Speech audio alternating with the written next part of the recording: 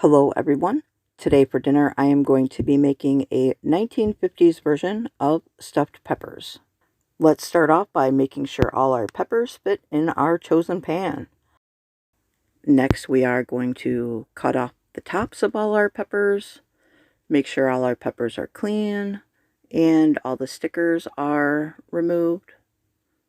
And then we're just going to make sure they still all fit nicely back in the pan. And then the next thing we're going to do is definitely save those tops for something else.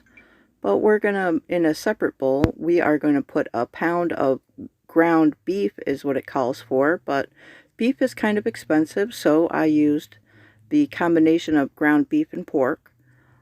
And then we are going to add some cooked rice. And I didn't say it, but we also are going to add an onion. And then we're just going to start to mix that all together and combine it. And then we're just going to add some salt and pepper. I went a little heavy on the pepper, but my family likes pepper. And then we are going to take the time to stuff each one of these peppers. It's not as tedious as you would think. It actually went by pretty quick. I did have a little extra, a little too much because I added extra rice. So I'm smashing it down in to make sure they're nice and full and stuffed and everything like that.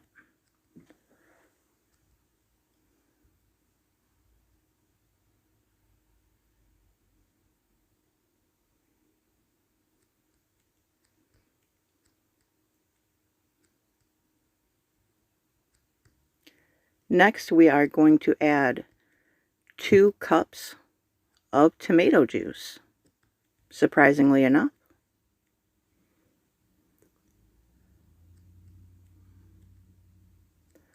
And then we are going to bake it covered for an hour and a half at 350 degrees.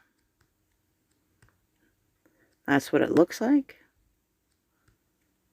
And this is going to be me and Mom talking. It looks fantastic. I can't wait to dig in. It looks excellent. It looks almost exactly the way it did when you would make it. Mm-hmm. Of course, the mashed potatoes are different because, you know, these are instant and you never made instant. Yeah, So. Potatoes are really good with that sauce. Oh my goodness. Really good. Yeah, I don't know what it is about the way that sauce changes from tasting like a juice to tasting like almost like an au jus, not an au jus, yeah, like an au jus, like a tomato au jus. It's so good. It is good. Well, I'm going to dig into my stuffed pepper. Yes, so am I. Cut it in half. Ooh, does it look good on the inside? Holy moly. What's his putting his nose up in the air? He wants to taste it too. He said, I want some, but you can't have onions, Bubba. No, you can't have any of this, honey bunny. And you can see all the meat is fully cooked now. You see the pepper, you can see when I cut into the pepper, it's fully cooked. The onions are fully cooked. Everything is just fully cooked at this point.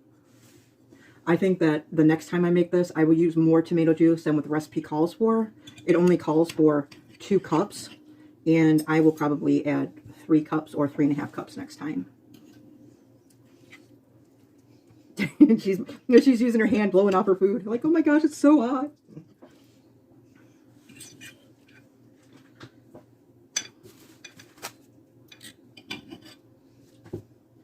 So then we got some pepper along with all the guts in there.